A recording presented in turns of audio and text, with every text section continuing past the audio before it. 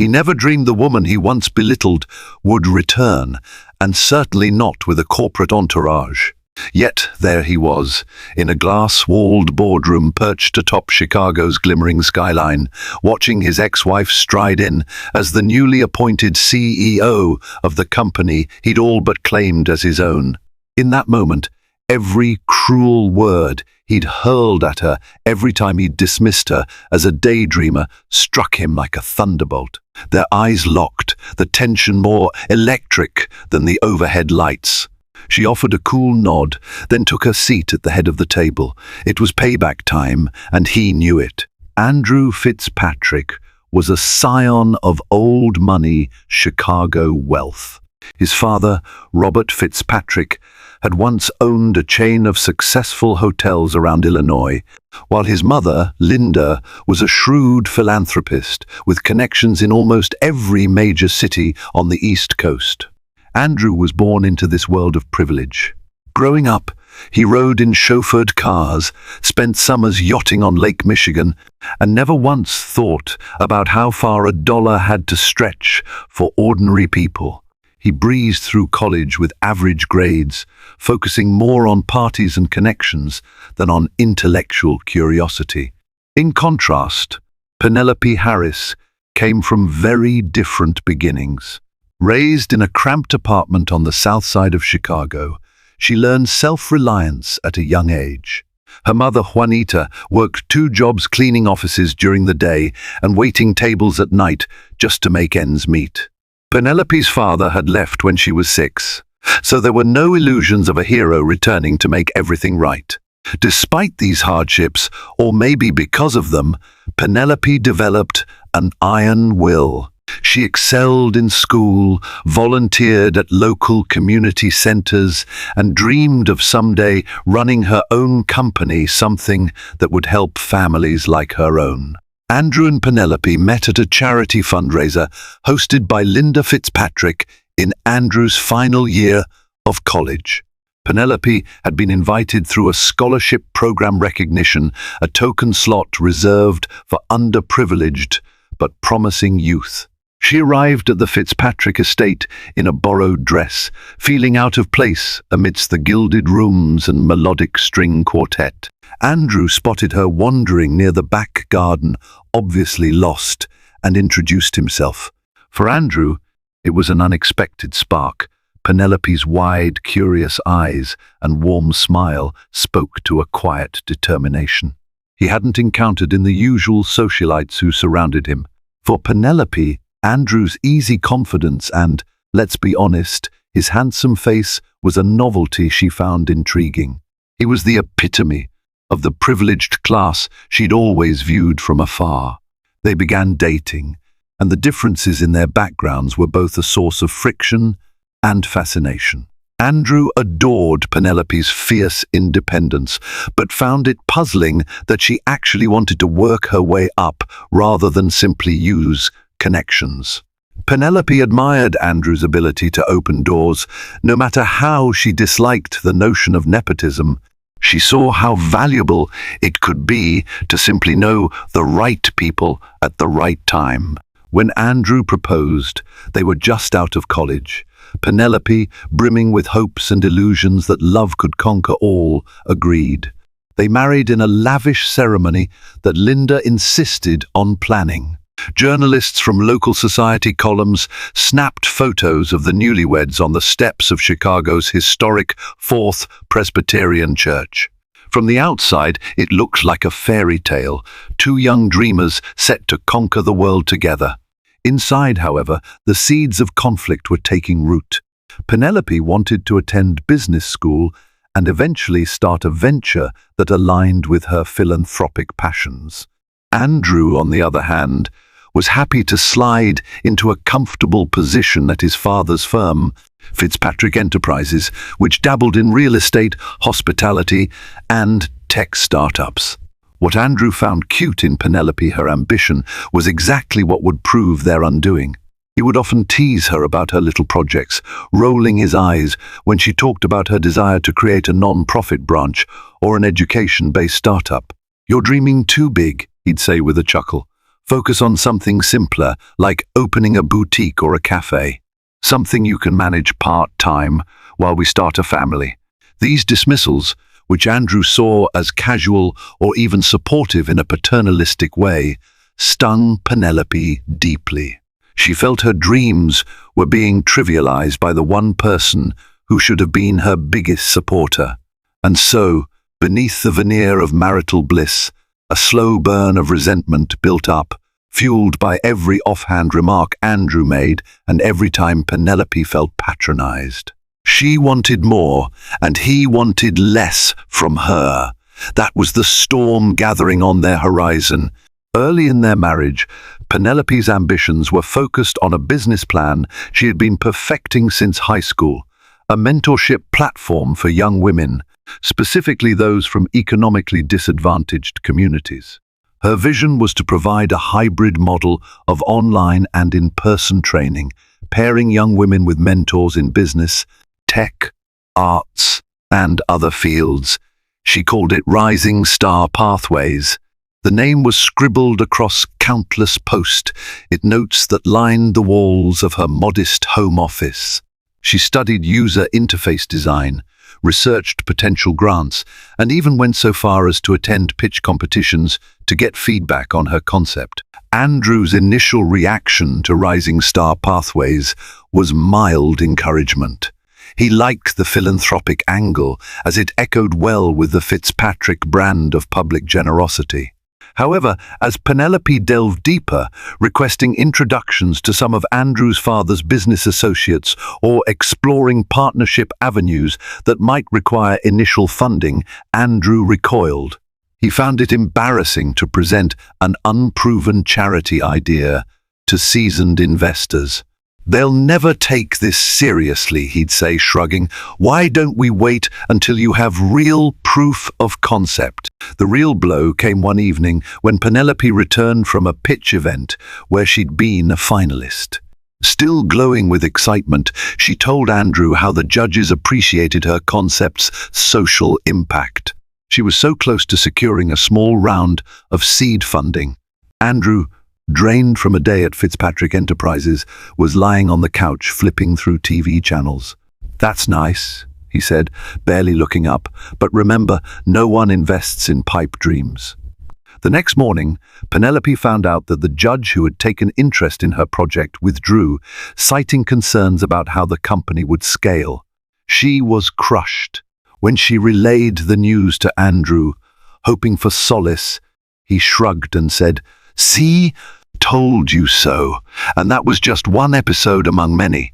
Andrew mocked her dedication to personal growth, belittling the hours she spent reading business books and watching online lectures.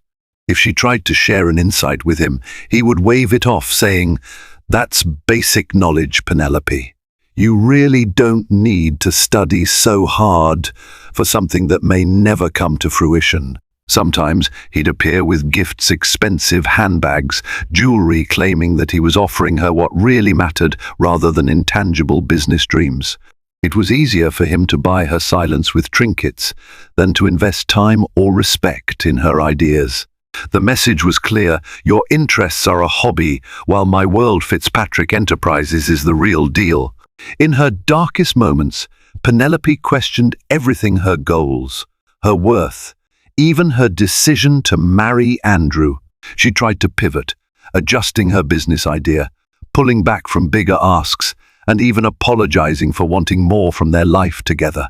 But Andrew had already latched on to a comfortable narrative. Penelope was a sweet, idealistic woman who needed reining in. He told his father that she was dabbling in charity and used her as an anecdote at cocktail parties to amuse his jaded friends.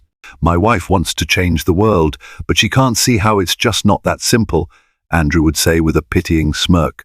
Underneath the facade of one big happy Fitzpatrick family, Penelope seethed. She felt unseen and invalidated. When she tried to confide in Linda, her mother-in-law, she received a polite yet dismissive answer: "Dear, you should be grateful.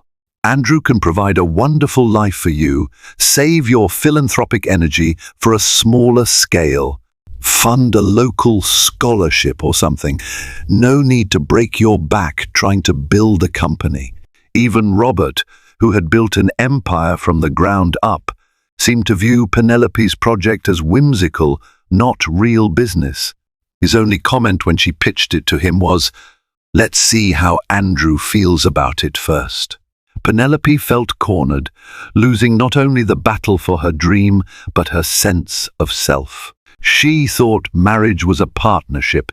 Instead, it felt like a cage built from condescension and money. Yet in the shadows of her mind, she refused to let the spark die. She told herself that if she ever got the chance, she would break free and prove them all wrong. If that meant giving up on the marriage, so be it. And that fateful moment was creeping up faster than anyone realized. The turning point came on their third wedding anniversary. Andrew had meticulously planned a party at the Fitzpatrick mansion. High-profile guests filled the hall's business tycoons, socialites, local celebrities. Penelope, wearing a designer gown picked by Linda, stood at Andrew's side, accepting congratulations on their wonderful union. To outsiders, they were a golden couple. But behind the scenes, an argument earlier in the day had cracked their polished facade. In the morning, Penelope had received a phone call from an old mentor, Professor Jenin Caldwell from the University of Chicago's Business School. Professor Caldwell had found a potential investor, a philanthropic trust that was interested in new approaches to online mentorship platforms. They wanted a formal pitch. Overjoyed, Penelope immediately told Andrew. His reaction? "You're not still on that, are you?" he said with a sneer. "Don't embarrass yourself. Focus on the party tonight. That's what matters." During the party, an inebriated Andrew took the stage to toast his wife. He started off praising her beauty and charm, but then the speech veered into uncomfortable territory.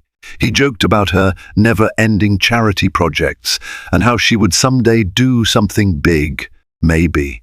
The guest chuckled politely, but Penelope felt humiliated. She saw how Andrew's eyes sparkled with a mix of condescension and intoxication. She realized then that to him, her life was a punchline. The next day, Penelope packed a suitcase and walked out. She filed for divorce with a sense of righteous anger and trembling uncertainty. The Fitzpatrick family was stunned. Andrew initially dismissed it as a tantrum, confident she would return once she came to her senses. But Penelope's resolve held. She took nothing from Andrew besides what they legally mediated: no alimony, no hush money. She wanted out completely, with her dignity intact. The divorce was finalized within a year, and the settlement left Penelope with only a modest financial base, her small savings, and whatever personal items she managed to keep. Andrew's legal team, at Linda's behest, made sure Penelope couldn't claim any large portion of the Fitzpatrick estate. Meanwhile, Andrew walked away feeling vindicated. He told friends she couldn't handle this life. Good riddance. The day she signed the final papers, Penelope walked out of the courthouse with an empty ring finger and a heart full of determination. She had lost everything she once held dear, but a sliver of excitement crept in.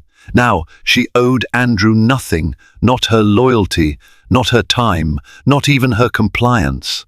With that freedom, she planned to resurrect her dormant dream. Only now she had a new motivator, proving Andrew Fitzpatrick dead wrong. Penelope first spent 6 months in solitude, living in a small rental apartment overlooking a busy highway. The view was far from glamorous, but it kept her grounded. She took contract jobs in marketing and business consulting for local non-profits, quietly networking and perfecting her pitch for rising star pathways. The more she talked about her vision, the more she believed in it, and that passion was contagious. She started connecting with women who shared similar backgrounds, forming a small grassroots team. Their motto was, "We rise by lifting each other." Professor Caldwell re-entered the picture at just the right moment. She introduced Penelope to a philanthropic tech entrepreneur, Eva Carlyle, who had made her fortune in a Silicon Valley startup. Eva was intrigued by Penelope's concept and arranged a small seed funding round. It wasn't much, just enough to build a beta version of the mentorship platform, but it was a start.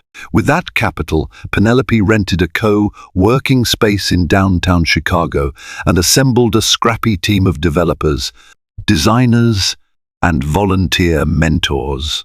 They faced daily challenges, limited server capacity, uncertain monthly cash flow, and stiff competition from established educational platforms.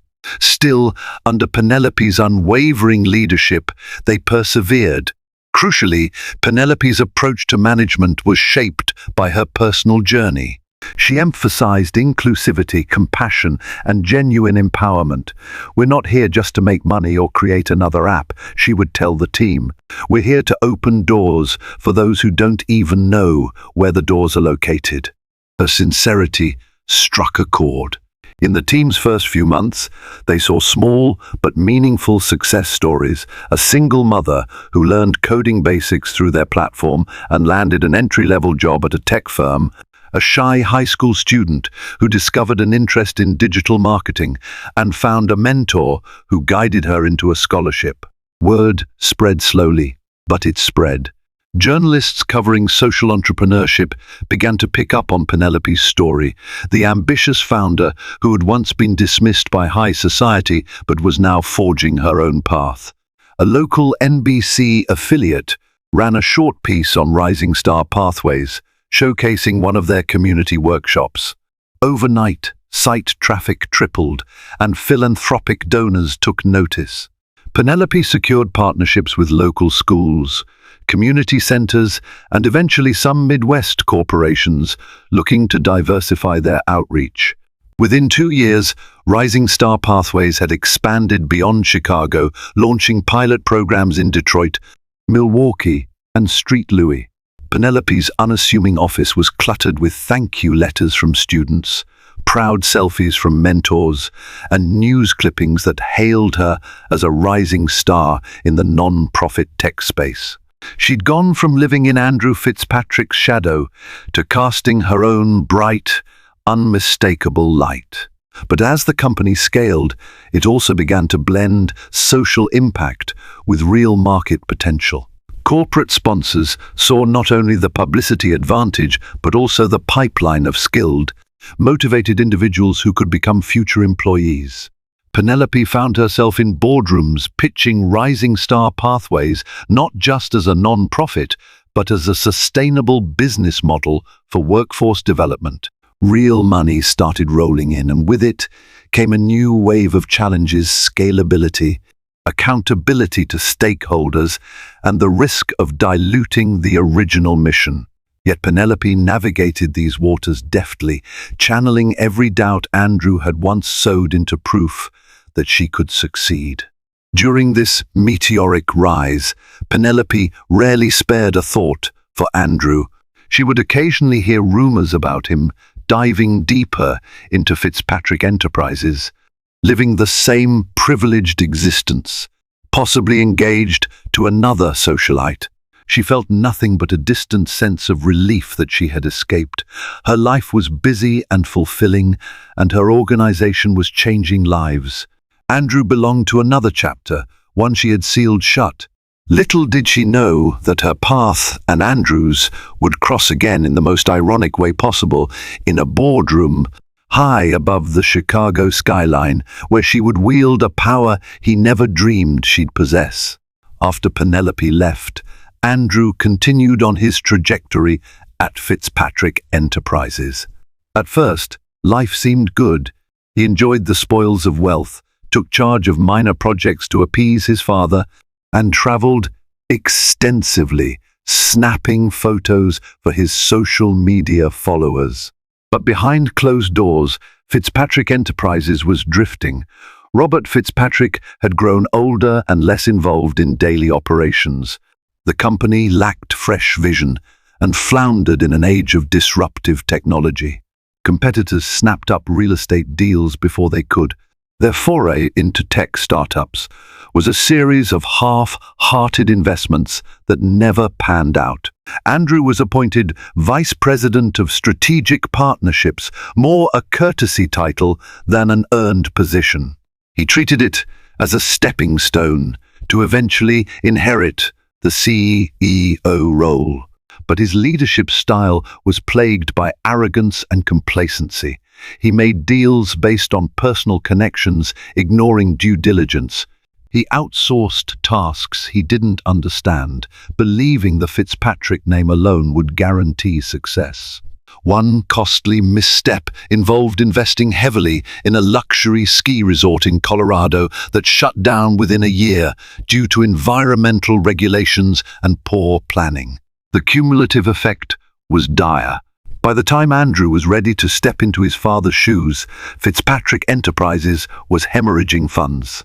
Board members were restless, urging Robert to find a new direction or risk losing the empire he'd built over decades. Andrew responded by doubling down on risky ventures, attempting to go big in a last-ditch effort. He attended an entrepreneurship summit in New York, where he awkwardly pitched Fitzpatrick Enterprises as a dynamic, tech-savvy investment powerhouse. Few took him seriously. Privately, Andrew blamed external factors, market instability, regulatory red tape, and even the pandemic for the company's woes, never admitting his own shortcomings. Desperate, Andrew turned to the board, asking for more capital to gamble on new projects. But Linda Fitzpatrick, still a major shareholder, recognized that her son was floundering. She began to listen to board members who suggested bringing in an outside CEO, someone with fresh ideas and a track record of innovation. Andrew bristled at the idea of relinquishing the top spot that he believed was his birthright. He launched a charm offensive, trying to showcase his innovative thinking. Yet each presentation he gave was riddled with clichés and short on specifics. Meanwhile, the board initiated a confidential search for a new leader, someone who could either revitalize Fitzpatrick Enterprises or guide it through a major reorganization. Head-hunting agencies were called, names were floated around executives from tech giants, rising stars from finance. After months of deliberation, the board found a candidate who excelled in social entrepreneurship, technology, and scaling organizations swiftly. The candidate had turned a small startup into a nationally recognized force in mentorship and workforce development, with impressive corporate partnerships to her name. Her leadership style was praised for being both inclusive and results-driven. Her name? Penelope Harris. At first, Linda nearly refused to consider her. The mere mention of Penelope's name conjured up uncomfortable memories, a divorce that had rocked the family and tarnished the Fitzpatrick brand. But the board was unanimous in their belief that Penelope was the right fit. Her track record was undeniable, and she had the progressive ideas that could align the company with modern values. Begrudgingly, Linda and Robert recognized that in these desperate times, personal history had to take a back seat to corporate survival. When Penelope received the confidential approach, she was stunned. She initially wanted nothing to do with Fitzpatrick Enterprises. Her memories of that world were toxic, but a meeting with the board changed her mind. They offered her a vision of transforming an old guard conglomerate into a modern, impactful business, one that could match or even amplify the philanthropic, innovative values Penelope had championed. And the financial package was staggering. If she accepted, she could pour resources not just into Fitzpatrick Enterprises, but also into expansions for Rising Star Pathways. In a quiet moment of reflection, she recognized a unique opportunity to show the Fitzpatricks and the world that she was not just a dreamer. She was a leader. So, with measured caution and a hint of excitement, Penelope Harris said yes. The board kept the identity of the new CEO a secret from all but the highest-ranking members until her official introduction to the management team. That included Andrew, who was told only that the new CEO was a dynamic leader with a proven track record in technology and social enterprise. On a crisp Monday morning, the Fitzpatrick Enterprises leadership gathered in the executive boardroom on the 42nd floor of the Fitzpatrick Tower in downtown Chicago. Andrew, now the chief operating officer, after a reshuffling, sat at the long mahogany table, fidgeting nervously. He wore a custom-tailored suit and a carefully manicured expression of polite interest, concealing his dread of being sidelined by a stranger. Robert Fitzpatrick stood near the head of the table, his once imposing frame slightly stooped with age. Linda perched beside him, her hands clasped, looking both anxious and resigned. Board members buzzed among themselves until the clock hit 9 a.m. The double doors opened and a hush fell over the room as the new CEO stepped in. Penelope Harris emerged, dressed in a sleek navy business suit that spoke of understated power. She walked with quiet confidence, scanning the room. When her eyes landed on Andrew, she registered his stunned expression, an odd mixture of disbelief, panic, and a trace of something like fear. She gave a polite nod to the assembled staff, then approached Robert and Linda with professional cordiality. The tension in the room was almost visible, like static electricity before a storm. Andrew felt his throat tighten. In one surreal moment, his past and present collided. Penelope, the dreamer he had mocked so relentlessly, was now here to take charge of the very empire he believed was his birthright. To everyone's surprise, Penelope remained calm, gracious even. She shook Andrew's hand firmly, an electric handshake that symbolized the turning of tables. Andrew swallowed hard, forcing a tight smile. Robert cleared his throat. "Everyone, please welcome Miss Penelope Harris as our new Chief Executive Officer. She'll be working closely with all of us to steer Fitzpatrick Enterprises into its next era of growth and innovation." A round of applause followed, subdued but polite. Andrew's cheeks burned. He felt like he'd been cast in some bizarre play where the script had been twisted into a cruel joke at his expense. Yet he couldn't deny Penelope's presence commanded respect, even from those who once dismissed her. A cluster of executives stepped forward, introducing themselves, eager to get a moment of her attention. For Penelope, the moment was monumental, but also surreal. She felt the weight of responsibility pressing on her shoulders. Fitzpatrick Enterprises was massive, with layers of bureaucracy, a tangled web of investments, and an entrenched culture that resisted change. Yet looking at Andrew's incredulous face, she also felt a quiet vindication, not out of petty revenge, though it was hard not to feel a spark of triumph, but because this moment proved that every disparagement and belittlement he had directed at her was baseless. With the formalities done, Penelope took a seat at the head of the table. The board meeting commenced, focusing on current projects, financial forecasts, and reorganization strategies. She listened intently, occasionally asking probing questions that revealed her astute understanding of both business and social impact. Andrew tried to keep his composure, but every time Penelope spoke, he felt a knot in his stomach. He could sense the board's approval, and for the first time in his life, he felt deeply overshadowed in a room he once considered his domain. The day concluded with a press briefing where Penelope was introduced to a handful of carefully selected media outlets. Andrew watched from the sidelines, remembering how he had once ridiculed Penelope's aspirations. Now, cameras flashed in her honor, capturing a poised executive with a confident smile and articulate vision. The new face of Fitzpatrick Enterprises. Despite the polite facade at the board meeting, it didn't take long for Andrew to lash out. That very evening, he summoned Penelope to his corner office, a spacious room overlooking Lake Michigan.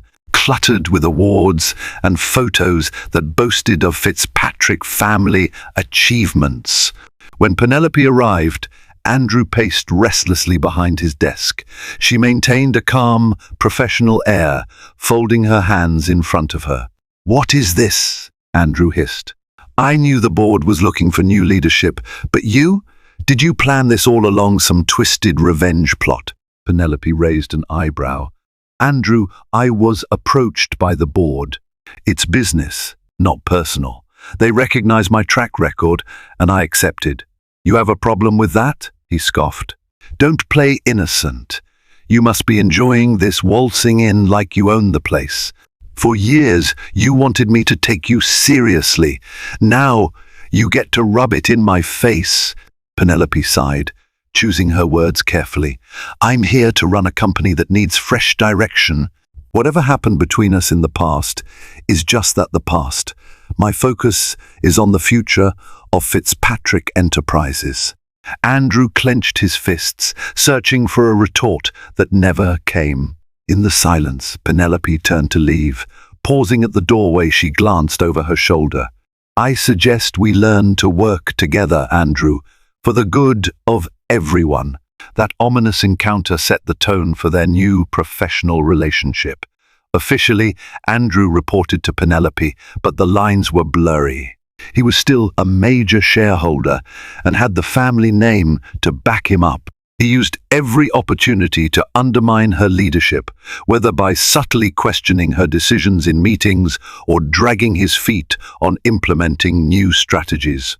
Whenever Penelope introduced a cost-cutting measure or proposed streamlining archaic processes, Andrew would protest, citing tradition or long-standing relationships. On the other hand, Penelope found that some employees welcomed her changes. Younger team members and modern thinkers within the company saw her as the breath of fresh air they'd long been waiting for.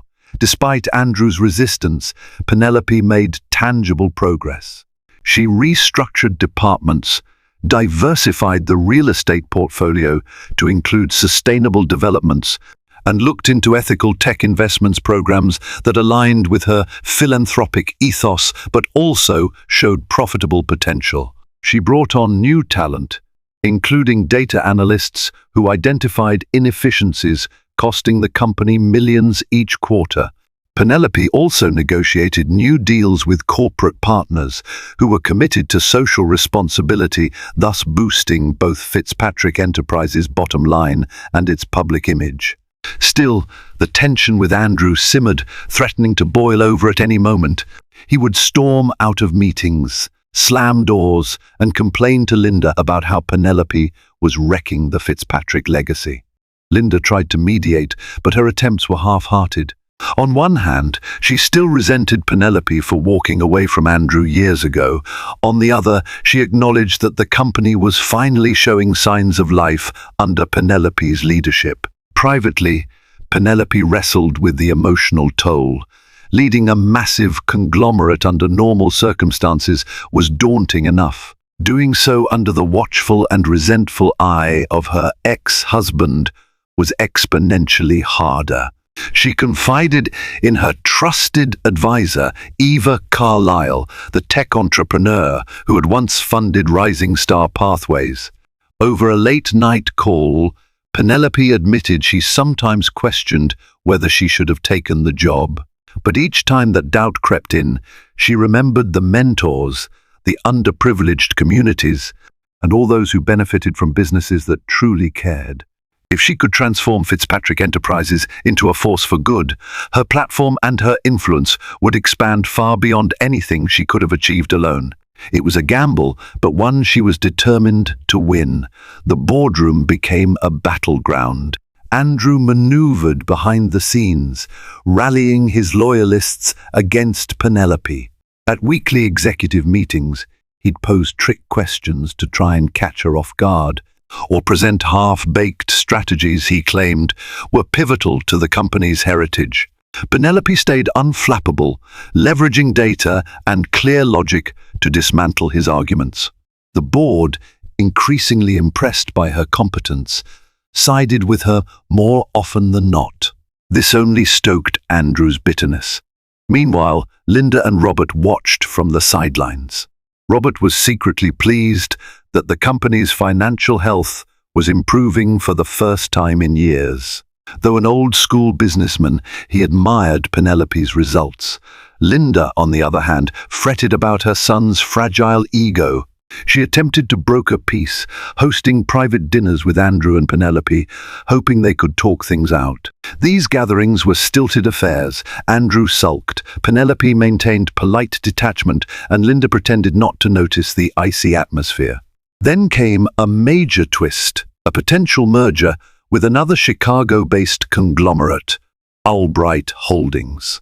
The heads of Albright approached Fitzpatrick Enterprises with a proposition to combine resources in real estate and innovative tech solutions. On paper, it looked promising.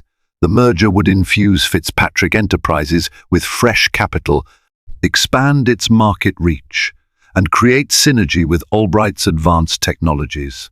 Yet it also meant conceding a degree of autonomy. The board was intrigued, and Penelope saw the opportunity to modernize further. But Andrew viewed it as a direct threat, interpreting the merger as a sign that Fitzpatrick Enterprises was no longer strong enough on its own. When the official negotiation talks began, Andrew tried to sabotage them, claiming the Albright family had hidden agendas. He leaked unfavorable rumors to the press and tried to paint Penelope as overly eager to partner with outsiders. Penelope, however, reached out personally to Lauren Albright, the CEO of Albright Holdings, and reassured her of Fitzpatrick Enterprises' sincerity. The two women established a rapport, discussing shared values and how the combined entity could fund philanthropic ventures and high-tech innovations simultaneously. With each successful negotiation point, Penelope's standing rose, while Andrew's influence seemed to wane. In retaliation, Andrew launched a covert plan to oust Penelope. He colluded with a few disgruntled executives, forging documents that implicated Penelope in financial misconduct. The fabricated documents suggested she was funneling company money into personal pet projects, specifically referencing expansions for Rising Star Pathways. Andrew believed that if he could paint Penelope as a fraud, she'd be forced out, paving the way for him to claim the CEO seat. The board received an anonymous tip, actually Andrew's handiwork, about these alleged irregularities. For a moment, it seemed Penelope's position could be in jeopardy, but she quickly cooperated with an internal audit, providing full transparency of her financial activities. The audit revealed no wrongdoing. Instead, it exposed a series of questionable transactions authorized by Andrew, including extravagant spending on consultants and unapproved real estate deals that had cost the company a small fortune. The blowback was immediate. Board members, furious at Andrew's duplicity, called for a private disciplinary session. Robert, shaken by his son's betrayal, demanded Andrew explain himself. In the meeting, Andrew tried to deflect blame, accusing the auditors of bias, but the evidence was too damning. Linda sat stone-faced as Andrew was censured and stripped of significant responsibilities. He retained a title, Chief Operating Officer, in name only, but effectively lost decision-making power. Furious, he stormed out, vowing revenge. For Penelope, it was a bitter-sweet victory. She had weathered a storm of lies, but at a cost. Andrew, for all his flaws, had once been her husband. It was painful to see him sink so low, clinging to desperation. Yet she remained resolute, protecting the company, its employees, and its future took precedence over any lingering sympathy she might have. She'd built a life on refusing to let others dictate her fate, and she wasn't about to start now. In the wake of Andrew's failed coup, Fitzpatrick Enterprises seemed more stable. Penelope advanced the merger talks with Albright Holdings, refining the terms to secure favorable outcomes for both sides. The board, impressed by her leadership, offered unwavering support. The media took notice, hailing Penelope as the visionary transforming an old guard empire. Employee morale rose. Profits in key divisions followed suit. Despite these successes, Penelope felt an inner turmoil. She recognized that Andrew's meltdown, while partly self-inflicted, also stemmed from deep insecurity and emotional wounds, some of which she had witnessed in their marriage. She arranged a private meeting, inviting Andrew to her CEO suite. Although she doubted a true reconciliation was possible, she wanted to extend an olive branch. Andrew arrived looking haggard, his normally pristine suit slightly rumpled. He eyed her warily across the wide desk. "What do you want?" he asked, his tone defeated.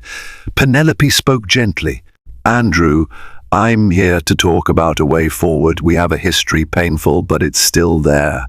The board wants to move past the recent turmoil. I'm willing to do the same, but we need some honesty." He scoffed. "Honesty? I tried to run this company my way, and everyone turned on me. Now you're the hero. Congratulations." Penelope paused, measuring her words. "You were given opportunities, but you clung to an older model of doing business. Fitzpatrick Enterprises needed reinvention. You resisted that, but it's not too late. If you want to stay, we can find a role that fits your skills, something constructive." His eyes flashed with anger, but also a hint of sorrow. "You don't get to decide my role. This is my family's company." Penelope nodded. "I understand. It's your birthright, and I don't want to erase that legacy. The Fitzpatrick name still matters, but we have to adapt." Andrew closed his eyes momentarily, exhaling a shuddering breath. "I hate that you came back. I hate that you proved me wrong, but maybe I should be grateful. You saved my father's company. We both know he deserves that." In that fraught silence, Penelope recognized a flicker of humility in Andrew, a rarity. She reached out and placed a business proposal on the desk. "I have an idea for a community investment initiative. It's something that would build ties to the neighborhoods around Chicago and also create new market opportunities. Why don't you lead that?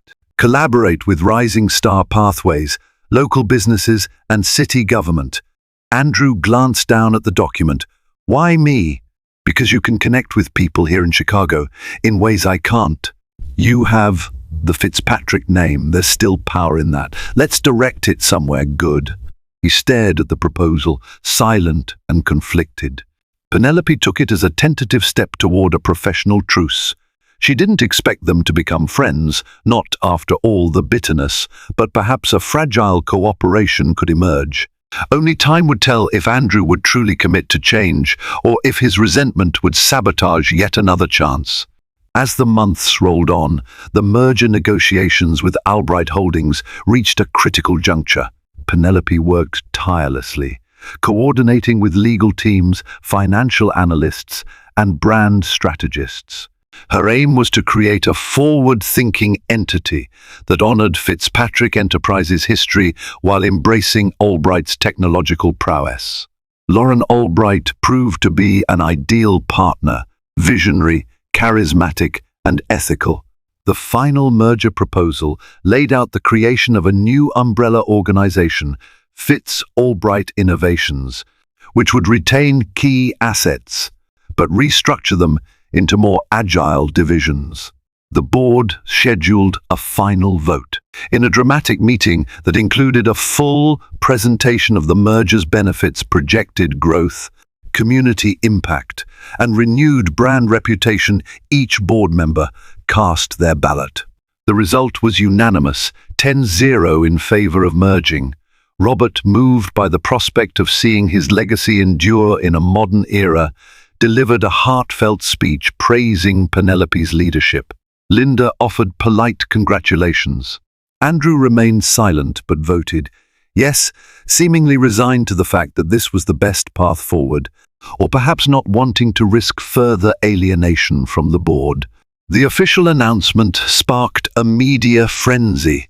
Journalists labeled it the most transformative merger in Midwest business history, while social media buzzed with speculation. Many recalled the improbable trajectory of Penelope Harris, once dismissed as a naive dreamer, now orchestrating a massive corporate deal that would reshape the business landscape of Chicago. Press interviews with Penelope showcased her balanced approach, emphasizing profits, social responsibility, and a culture of innovation. On the day the deal was signed, cameras flashed in a grand conference hall at Fitzpatrick Tower. Penelope, Lauren Albright, Robert, and key board members stood behind a long table. The signed documents represented an era-defining moment. Andrew stood to the side, forced to smile for the cameras, struggling to contain his turmoil. That evening, a celebratory gala was held at the Palmer House Hotel, one of the oldest and most opulent venues in Chicago.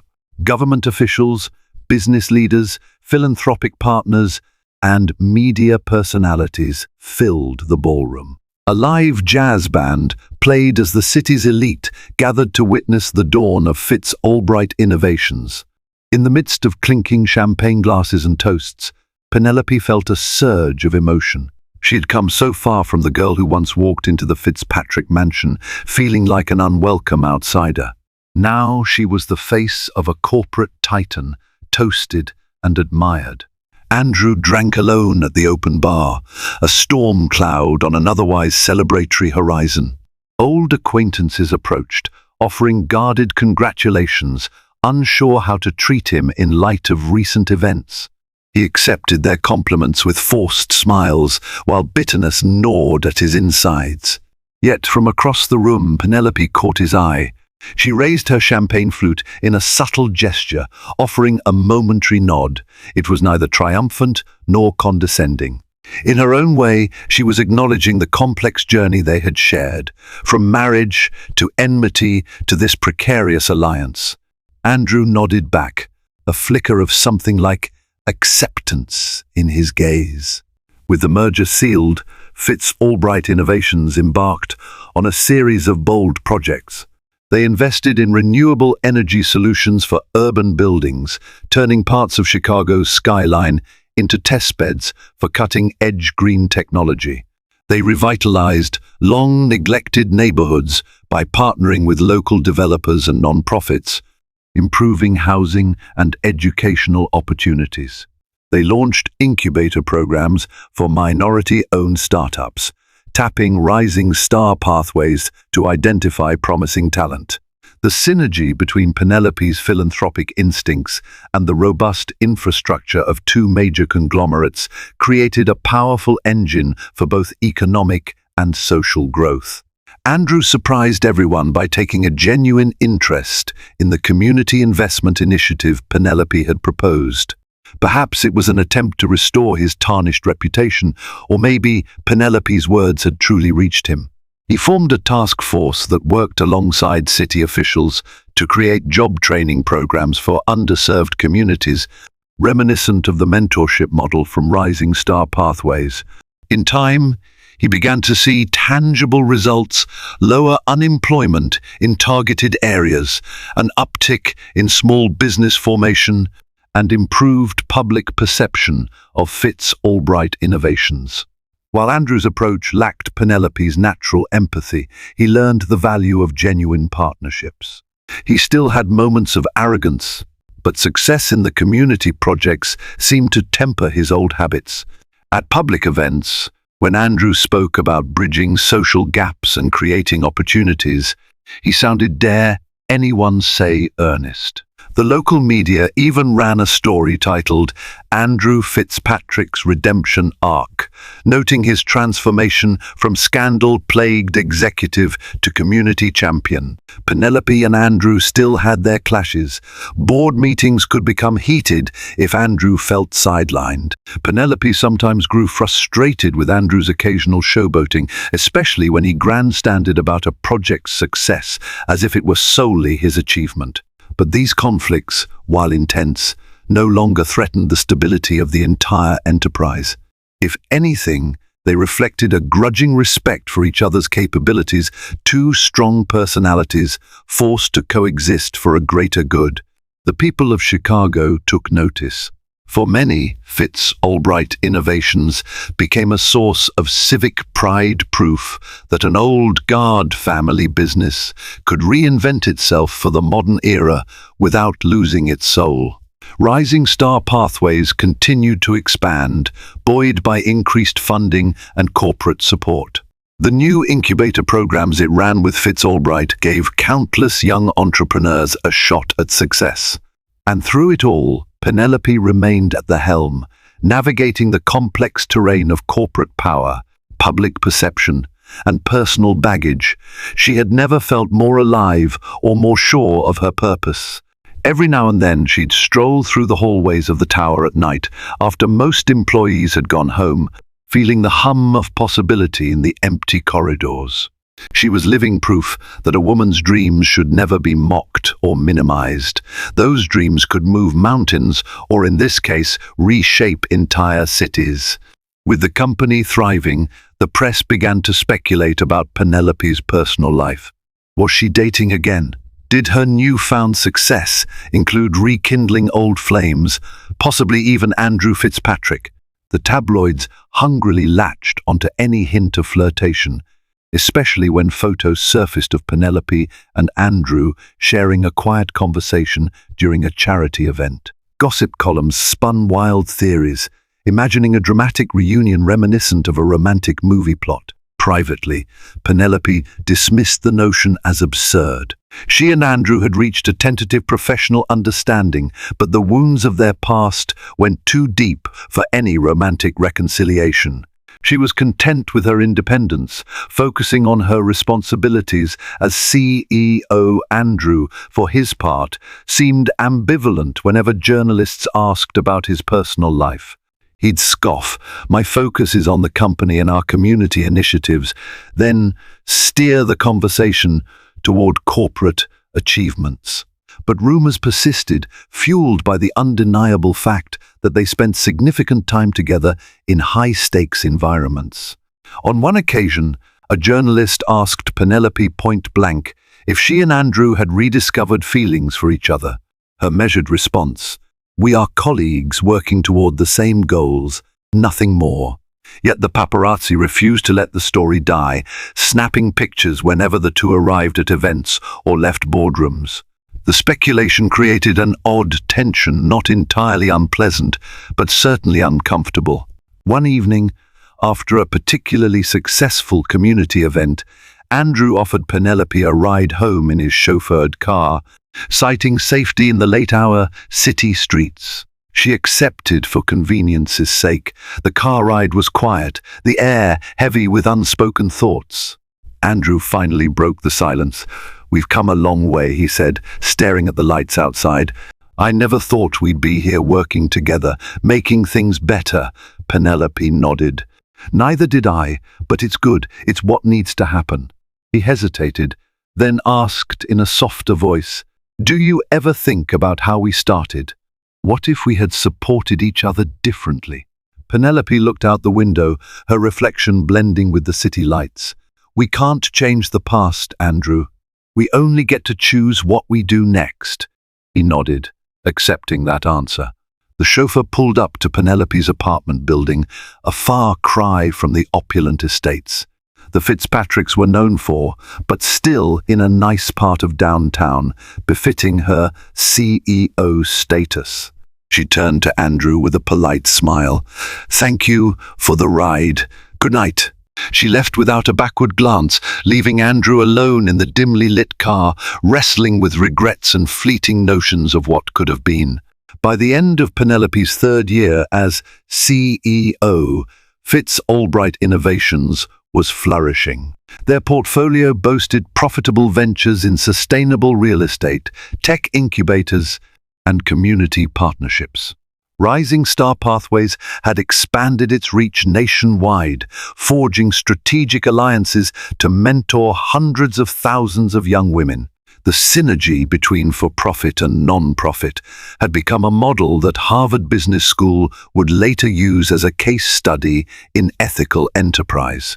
One crisp autumn morning, the Chicago skyline glowed under a bright sun, the lake shimmering like a polished mirror. Penelope arrived early at the tower for a shareholders' meeting. As she prepared her notes, she thought about her journey, every obstacle, every naysayer. Every moment she questioned her own worth. If someone had told her years ago, when she was walking out of Andrew's life with a suitcase in hand, that she'd one day sit at the helm of his family empire, she might have laughed. Yet here she was. The meeting was a triumph.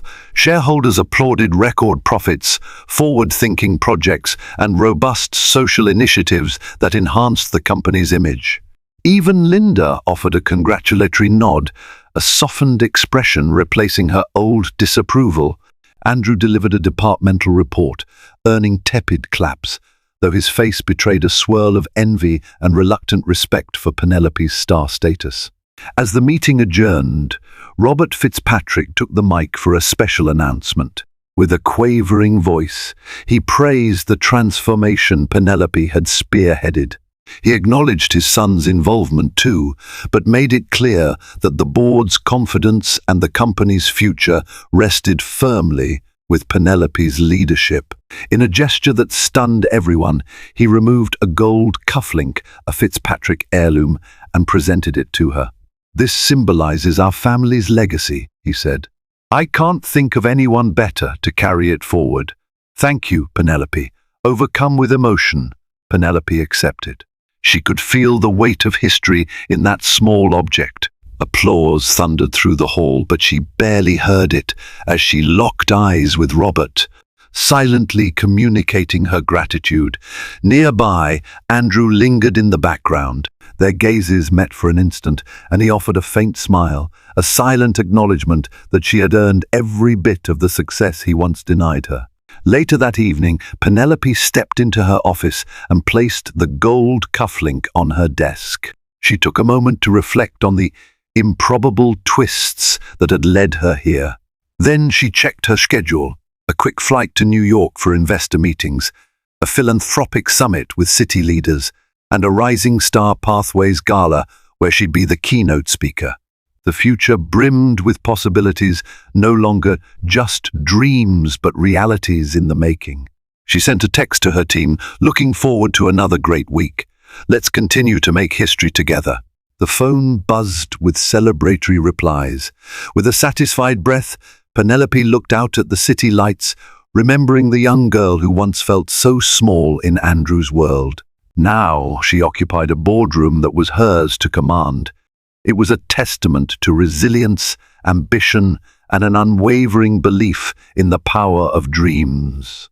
And so, the girl who once stood at the edge of a glittering estate, feeling out of place and unheard, became the visionary leader of the very empire that sought to diminish her. Penelope Harris proved that no dream is too big, and that those who underestimate passion and perseverance often find themselves swept aside by it. Under her guidance, Fitz Albright Innovations thrived, elevating both profit and people's lives. Andrew Fitzpatrick, forced to confront his own failures, found a path toward redemption, albeit one he could never have walked alone. Now, dear listeners, we've reached the end of this remarkable tale. If Penelope's journey of resilience and triumph touched your heart, please remember to like, share, and subscribe to this channel. Your support helps spread stories of empowerment and determination to people everywhere. Let's keep inspiring one another to dream big and dare even bigger. Thank you for watching.